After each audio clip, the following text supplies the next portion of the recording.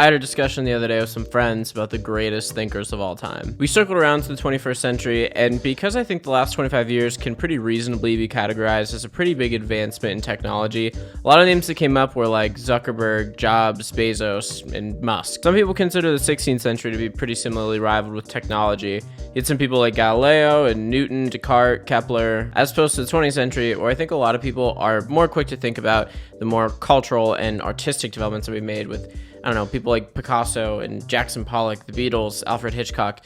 It kind of seems like right now we're living through more of a technology-oriented period of time. I notice that sometimes we kind of like to overlook some of the shortcomings of some of these figureheads when we talk about them, because it's a lot more easy to discuss their contributions to society rather than their flaws. And there's a little bit more psychology behind this idea than we might think, because we all have skeletons in our closet, but not all of us have like painted the Mona Lisa or discovered gravity. There's also the notion that a lot of us are probably a little bit afraid to speak ill of the dead. I think some of us might wager the idea that somebody's greatest contribution to society might actually be worth the trail of fire and burned bridges that somebody left behind them. I also think some of us look back through time with some rose-colored glasses. But I, being a giant pain in the ass and not really having much of a problem making things awkward at the dinner table, kind of suggested that I think that if Steve Jobs were still alive today, a lot of people probably would not like him. I said this and I think this because I think that Steve Jobs kind of does fit that archetype of a lot of other like tech industry giants who are very heavily criticized for their status and their wealth. To my surprise, a lot of people at the table kind of agreed with me.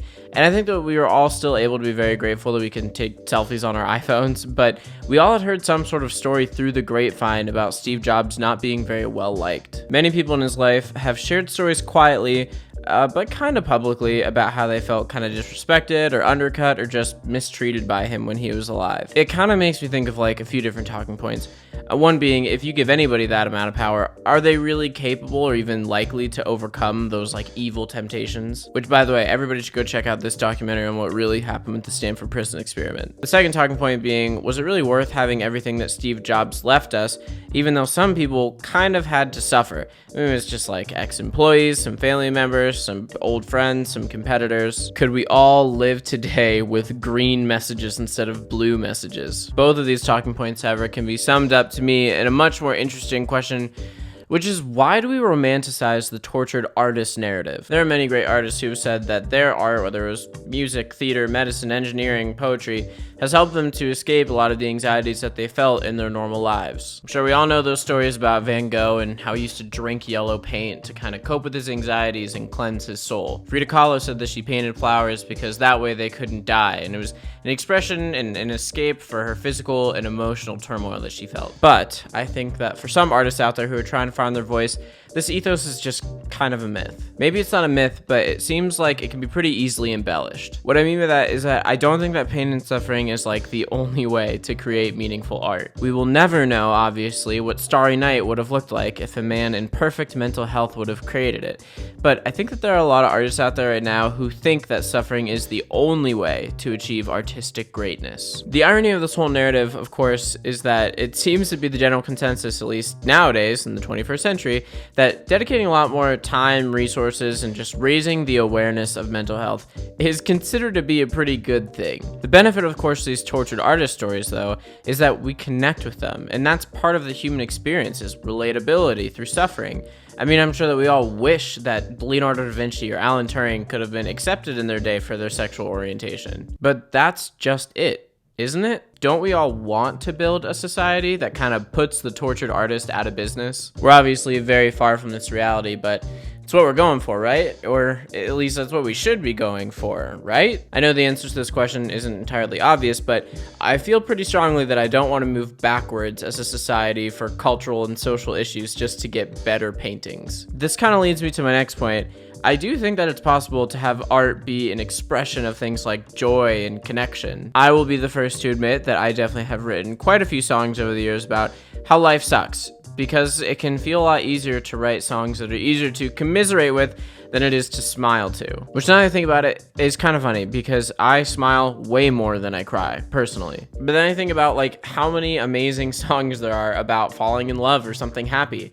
I mean, just think about how many country songs out there just talk about how amazing life is. I love sad music, and I kind of selfishly hope that it sticks around, because a lot of sad music helps me get through my own sad feelings and emotions.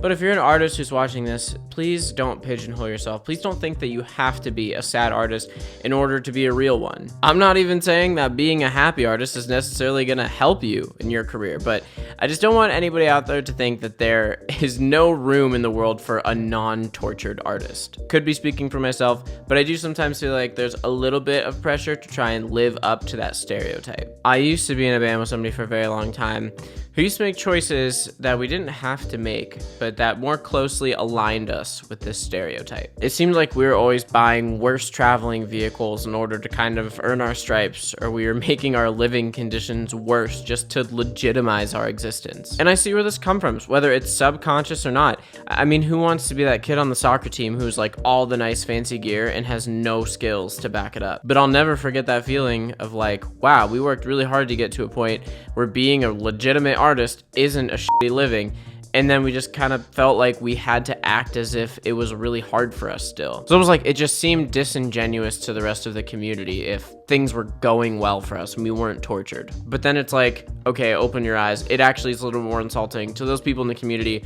who actually do suffer and are actually tortured. But this is also how we portray these lifestyles in the media. We know that stereotypes develop from our real observable world, but I don't know, I kind of feel like it's time to reshape that one a little bit. The amount of amazing artists who have like very nefarious pasts, let's just say it's lengthy. I feel like we can all agree. And I kind of feel like even to this day, I'm constantly, for lack of better words, like educating people like my parents about how some of their favorites, like Steven Tyler, wasn't exactly the best take home to mom, you might say, or like Anthony Kiedis. He wrote some dark lyrics for dark reasons. I feel like I'm usually met with this counter argument of like, hey Sam, you don't actually know what it's like to have suffered like they did. And that's completely true. I definitely have not. I certainly do not know what it's like to have to escape a life of addiction to drugs, or to have very severe mental health crises, or very severe heartbreak. And I think that rehabilitation through some sort of medium that you're really passionate about, like writing a song, writing a poem, directing a play, if you're into coding, doing some awesome, technological development, if that's your jam, that's an amazing thing. And we should be very thankful that we still have people that are turning to outlets like that. Because there are a lot of people who, when faced with those hardships, might feel like they have nowhere else to turn except for some sort of, self-destruction, or maybe they're going to pass on that kind of generational trauma. But that being said, I don't necessarily think that changing the standards for morality for a functioning member of a human society that exists today, even if they're an amazing artist, is really the answer to this whole tortured artist problem. John Lennon outcasted his son and drove him to damn near mental insanity for the emotional abuse and just abandonment that he left him. Hey Jude is literally just like an apology written from Paul to Julian Lennon saying, hey, I'm sorry that your dad was a giant piece of shit. So then we just land back at like the famous trolley dilemma, where we stack up how many people John Lennon has f***ed over in his life and how badly he's f***ed them over versus the amount of people that John Lennon has saved through his music. But ponder this for a second. Paul did not do that shit to anybody. I mean, honestly, he may have, and he's just really good at covering up, I guess. But to my knowledge, and to most people who I think are kind of like Beatles, aficionados, he contributed massively to this world, but he was also just a stand-up human being. I shouldn't say was. He is a stand-up human being. I guess there's still time for him to mess it up. And no, I am not asking anybody to be perfect, whether you're a great artist or you're just, an accountant in a cubicle. I mean, I've hurt probably tons of people in my life, and I would never say otherwise. But I would never accept a superlative as, amazing human being award just because of my merit as an artist, which frankly is like not even all that great.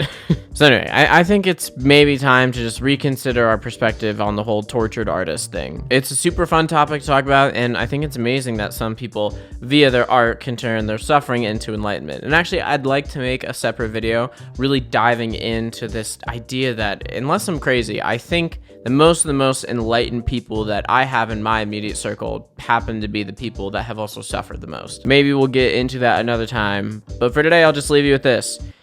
Don't be a dick just because you can write a good song.